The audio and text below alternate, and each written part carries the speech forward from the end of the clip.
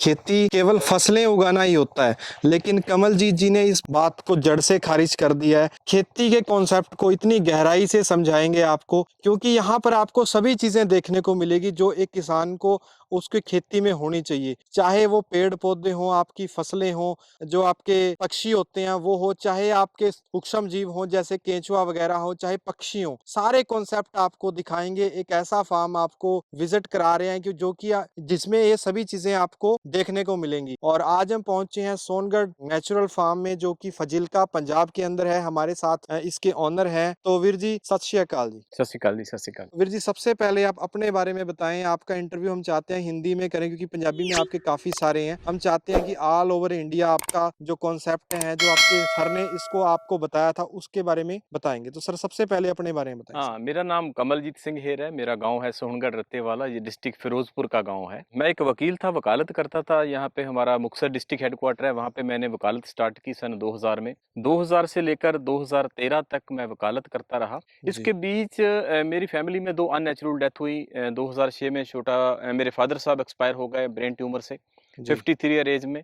उससे पहले 1996 में मेरा छोटा ब्रदर था, वो ब्रेन ट्यूमर से एक्सपायर हो गया। तो जी मेरी फैमिली में 2 अननेचुरल डेथ्स हुई। जी तो जी इन्होंने बहुत परेशान किया मुझे, तो ये सोचने के लिए मजबूर किया कि क्या कारण है, हमारी आयु इतनी कम क्यों हो रही है? क्यों हम इतना बीमार हो रहे हैं? जी तो मैंने थोड़ा-सा और स्टडी किया तो पता चला कि हमारे पंजाब में हमारे पास जो एग्रीकल्चर लैंड है वो इंडिया का कल्टीवेटेड लैंड का 1.5% शेयर है, जी और यहाँ पे जो पेस्टिसाइड डलता है वो 18% है। तो ये जब सबको जाना तो पता चला कि ये मर जाएँगे हम ऐसे हालातों में तो जी मैं बहुत घबरा गया। तो मैंने सर्च किया कि इसका क्या सॉल्यूशन हो सकता है। तो मैंने नेट पे सर्च किया तो खेती विरासत मिशन हमारे पंजाब में एक जैतो बेस्ड एनजीओ है। तो वहाँ उनसे उमेंद्र जी के साथ मेरा संपर्क हुआ। जी तो मैं खेती विरासत मिशन के संपर्क से मैं डॉक्टर पेला के साथ मेरा मेल हुआ। डॉक्टर पेला मेरे गुरु हैदराबाद के रहने वाले थे। उनका जन्म हिसार का था। वो जी पंजाबी बहुत जी अच्छी बोलते थे। जी जी वो इक्रिसैट में माइक्रोबायोलॉजिस्ट थे, प्रिंसिपल साइंटिस्ट थे इक्रिसैट हैदराबाद में। वहाँ से उन्होंने प्रीमेच्योर रिटायरमेंट ले ली और 2009 में वो पंजाब आए, खेती विरासत मिशन के ज़रिए। पंजाब आके उन्होंने खेती के अल्टरनेटिव मॉडल पे काम करना शुरू किया। जी उनका मानना था कि ये खेती का जो प्रेज़ेंट मॉडल है, जो केमिकल मॉडल है, ये सस्टेनेबल मॉडल नहीं है, ये टिकाऊ नहीं है। इसकी उम्र, इसकी आयु बहुत छोटी है, ये 50 साल से ज़्यादा नहीं चल पाएगा। तो हमें इसका अल्टरनेटिव मॉडल, इसका बदलवां ढंग, वो हमें खोजना पड़ेगा। वो क्या होगा? वो हमें खोजना पड़ेगा। तो जी उस पे हम काम करेंगे। तो 2009 से डॉक्टर पेला ने पंजाब में काम करना शुरू किया। तो पहले उन्होंने किसानों को समझाते थे कि आप खेती का दूसरा मॉडल कीजिए, लेकिन बाद में उन्होंने अपनी स्ट्रैटेजी बदली 2013 से। जी 2013 से जब मेरा मेल हुआ डॉक्टर पेला से, तो तब से उन्होंने अपनी स्ट्रैटेजी बदल ली कि अब मैं एक मॉडल खड़ा करूँगा। एक फार्म को मैं डिज़ाइन करके उस मॉडल को खड़ा करूँगा, फिर उस मॉडल को हम स्प्रेड करेंगे। जी तो इस मॉडल पे हमने 2013 से काम करना शुरू किया। ये मॉडल डॉक्टर पेला के प्रिंसिपल्स के बेस्ड है। ये उन्हों का ही डिज़ाइन किया हुआ है।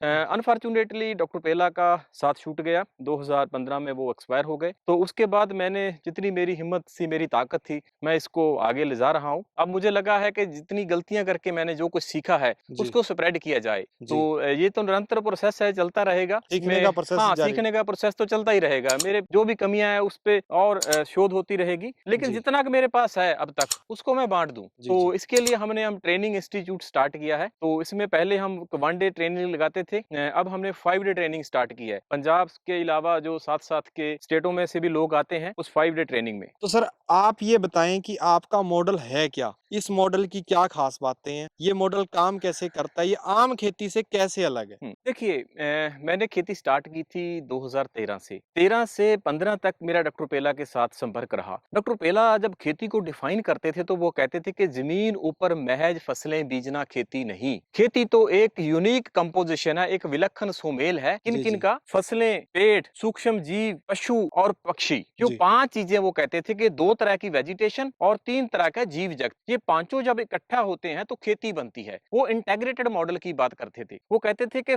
जो फसलें हैं, जो वनस्पति है, वो जीवों का पोषण करे और जो जीव हैं, वो वनस्पति का पोषण करे। ऐसा सिस्टम हमें बिल्ड करना पड़ेगा हमारे खेत में। तो डॉक्टर पेला का साथ छूट गया 2015 में, तब तक मेरी इतनी समझ नहीं थी, मुझे पता नहीं था ये खेती का फार्मूला क्या है। उनसे सुना तो था ये, लेकिन ये समझ नहीं पाया। तो मैंने उनके साथ छूट जाने के बाद पंजाब में और एक्सपर्ट्स जो महेंद्र जी खेती विरासत मिशन के जरिए वो लाते रहे पंजाब में, उन्होंने अपनी अपनी किसी ना किसी खास एक्टिविटी पे जोर दिया।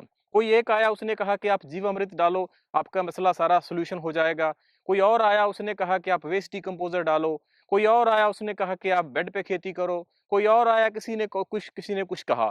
किसी ने किसी एक्टिविटी पे जोर दिया, किसी ने सिस्टम बिल्ड करने की बात नहीं की। लेकिन डॉक्टर पेला वो सिस्टम की बात करते थे कि सिस्टम बिल्ड करना है। तो मैंने 2013 से स्टार्ट किया था। पहले 5 साल बुरी तरह मैं फेल हुआ। मेरे खेत में से 1 किलो भी अनाज नहीं हुआ था, 1 किलो भी। तो इतना निराश हो गया कि क्या किया जाए। तो फिर मैंने सब कुछ छोड़ दिया, अपने हिसाब से सोचा कि खेती क्या है, खेती को समझना पड़ेगा, खेती है क्या। तो मैंने क्या समझा कि जमीन के किसी टुकड़े के ऊपर बारिश के पानी से कोई वेजिटेशन उगती है तो उस टुकड़े को हम जंगल कहते हैं। जमीन के किसी टुकड़े के ऊपर पानी देकर कोई वनस्पति उगाते हैं तो इस टुकड़े को खेत कहेंगे। तो वनस्पति उगाने के लिए जो हम एक्टिविटी करते हैं, जो कार्य करते हैं, उसको हम खेती कहेंगे। जी, तो जी। खेती कभी भी कुदरती नहीं हो सकती, खेती हमेशा गैर कुदरती वर्तारा होगा। तो लेकिन फिर खेती कुदरती कैसे? मैं भी कहता हूं मैं कुदरती खेती करता हूं। कुदरती खेती एक नामकरण है, उसका एक नाम है। जी, जी। कुदरती खेती में हम क्या करते हैं? कुदरत की कॉपी करते हैं। कुदरत के सिद्धांतों को, नेचर के सिद्धांत हैं, जो नेचर के लॉज हैं, उनको हम कॉपी करते हैं। नेचर के लॉज कहाँ हैं? जंगल में, जहाँ पे मनुष्य ह्यूमन इंटरफियरेंस नहीं है। जी, जी। वहां पे क्या है? वहां पे तो कोई भी जो जीव रहते हैं वो जंगल में, उनको पालने के लिए कोई भी नहीं जाता बाहर से फूड देने के लिए। कौन पालता है उनको? उनको वहां की वेजिटेशन, वनस्पति, बिल्कुल। जो वीड्स हैं, जो एनुअल्स हैं, जो पेरिनियल्स हैं, वो पालते हैं। और उनको कौन, वनस्पति को कौन देता है, यूरिया देने जाता है? वो जीव देते हैं। जीव वनस्पति को पालती है और वनस्पति जीवों को पालती है। तो हमें अपने खेत में वही संबंध, वही रिलेशन बिल्डअप करना पड़ेगा।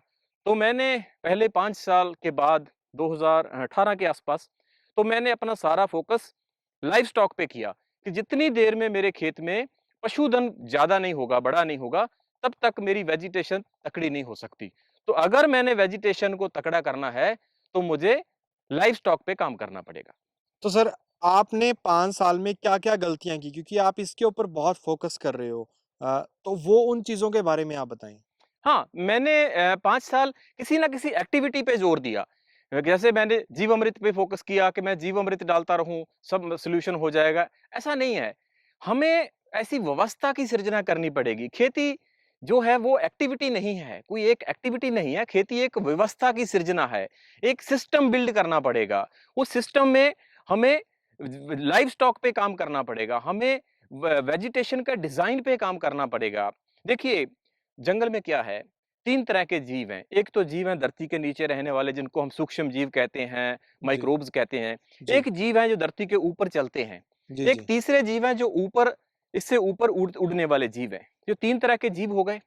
अगर हम अपने खेत में वेजिटेशन, वनस्पति एक ही तरह की लगाएँगे, एक तरह की मतलब एनुअल्स ही लगाएँगे, बिल्कुल, जैसे हम गेहूँ दान कर हाँ, रहे हैं। हाँ, यही फसलें लगाएँगे, अकेली फसलें लगाएँगे, तो ये उड़ने वाले जीव नहीं आएँगे। ये तभी आएँगे जब हमारे खेत में पेड़ है। तो हमें वनस्पति में एनुअल्स और पेरिनियल्स, फसलें और पेड़, ये दोनों लगाना पड़ेगा। तो इसका आइडियल जो रेशियो है वो तो 50-50 होनी चाहिए, लेकिन फिर भी थोड़ा-सा कॉम्प्रोमाइज़ किया जा सकता है। जैसे मेरे खेत में 1/3 जो है वो एरिया उनके नीचे है, पेड़ों के नीचे है, और 2/3 ਜਿਹੜਾ है रकबा है वो फसलों के नीचे है। तो सर मैं अब आपसे जानना चाहूँगा कि आपने अपने फ़ार्म में को डिज़ाइन कैसे करते हो? मान के चलो किसी के पास 1 एकड़ है, किसी के पास 2 एकड़ है, 4 एकड़ है, तो वो कैसे डिज़ाइन करे अपने फ़ार्म को या किसको कैसे स्टार्ट करना है, वो कैसे स्टार्ट करे उसके बारे में बताएँ? हाँ, बिल्कुल। देखिए सबसे पहले तो उनको वेजिटेशन के डिज़ाइन पे फ़ोकस करना पड़ेगा कि उसमें कितने एनुअल्स होने चाहिए और कितने पेरिनियल्स होने चाहिए। एनुअल्स में पेरिनियल्स की बात करें तो पेड़ों की बात करें, तो पेड़ों के नीचे रकबा 1/3 से कम नहीं होना चाहिए। 1/3 रकबा एरिया वो पेड़ों के नीचे हो और 2/3 वो फसलों के नीचे हो। इसके बाद आ गई बात कि कौन से पेड़? यही तो नहीं है कि हमने 50 सफेदा लगा लिया 1 एकड़ में, तो वो बिल्कुल। कहें कि पेड़ों का कंपोनेंट पूरा हो गया, नहीं। हमें डाइवर्सिटी रखनी पड़ेगी। एक तरह के पेड़ नहीं, 10 तरह के, 20 तरह के, 50 तरह के। आपने कितने मेरे तरीके खेत में इस बार इस समय टोटल 150 के करीब 150 स्पीसीज होंगी पेड़ों। जैसे अमरूद की का फर्दर 20 वैरायटीज हैं, स्पीसी एक है। इस तरह 150 के करीब स्पीसी है पेड़ों की। तो एक तो ये हो गया कि हमें डाइवर्सिटी पे काम करना पड़ेगा, पेड़ों की डाइवर्सिटी पे काम करना पड़ेगा। सेकेंडली फसलें हो गई, फसलों की भी डाइवर्सिटी पे काम करना पड़ेगा। ये नहीं है हमारे खेत में अगर 5 एकड़ का खेत और 5 एकड़ में दान ही दान दिख रहा है और 5 एकड़ में दूसरी तरफ देखे तो सरसों ही सरसों दिख रही है, ऐसे नहीं चलेगा। हमें डाइवर्सिटी रखनी पड़ेगी। एक साल में कम से कम 20-30 फसलें तो होनी चाहिए साल भर में। मेरी टोटल फसलें साल भर के दौरान 50 प्लस हो जाती हैं। तो फसलों पे डाइवर्सिटी जितनी होनी चाहिए हर चीज में होनी होनी चाहिए। चाहिए, डाइवर्सिटी होनी चाहिए। उसके बाद आ जाएं लाइव स्टॉक पे। पहले तो जो नीचे वाले जीवों पे काम करना है। हमने जो धरती के नीचे जीव रहते हैं उसको उस पे कैसे काम करना है, हमने ऐसी एक्टिविटीज करनी है कि वो नीचे वाले जीव ज्यादा बदे फूलें। उनके लिए क्या काम करना है, हमने मल्च करके रखनी है, हमने आग नहीं लगानी है, हमने क्रॉप रेजिड्यू को वापस इनकॉर्पोरेट करना है, जमीन में उसकी वहाई करनी है। ये तो नीचे वाले जीवों के लिए काम हो गया। इसके बाद हमने जो ऊपर उड़ने वाले जीव हैं उनके लिए काम करना है। उसके लिए क्या काम है हमारे लिए, हमने पेड़ लगाने हैं। ज्यादा बिल्कुल से ठीक। ज्यादा पेड़ लगाने हैं, वो ज्यादा से ज्यादा आएंगे और अपनी वो ड्रॉपिंग हमारे खेत में डालेंगे, अपनी बीट डालेंगे, तो उससे हमारी वेजिटेशन को खुराक मिल जाएगी। और तीसरा काम हमने करना है, वो जो ऊपर चलने वाले जीव हैं, ऊपर चलने वाले जीव को ज्यादा पालतू बनाया जा सकता है। उनमें जीवों को हम ज्यादा से ज्यादा हमारी खेती का हिस्सा बनाएं, जिसमें गाय हो गई, भैंसे हो गई, बकरी हो गई, भेड़ हो गई, मुर्गियां हो गई, खरगोश हो गई। ये बहुत तरह के जीव हैं जी जी जिनको हम अपनी खेती का हिस्सा बना सकते हैं। तो जी। जितना ज्यादा जीवों पे काम करेंगे उतनी ही वेजिटेशन तकड़ी होगी। तो सर मैं आपसे जानना चाहता हूँ कि आपने अपने फार्म को कैसे डिजाइन किया है? आप एग्जाम्पल के तौर पे दिखाएं हमें। आप फसलें कौन-कौन सी कर रहे हैं? आप कैसे करते हैं? उन चीज़ों के बारे में भी बताएं। हाँ, मैंने पहले जैसे कह चुका हूँ कि मेरी टोटल फसलें साल भर के दौरान 50 प्लस हो जाती हैं। ये फसलों क्यों कुछ के लिए मैं कमर्शियल कल्टीवेशन करता हूँ और कुछ मेरी अपने एक सेल्फ कंजम्पशन के लिए भी होती हैं। फ्रूट में मेरे पास काफ़ी वैरायटी है। टोटल 40 किस्म का फ्रूट है मेरे फार्म पे। इस 40 किस्म में से 20 किस्म को फ्रूटिंग शुरू हो चुकी है।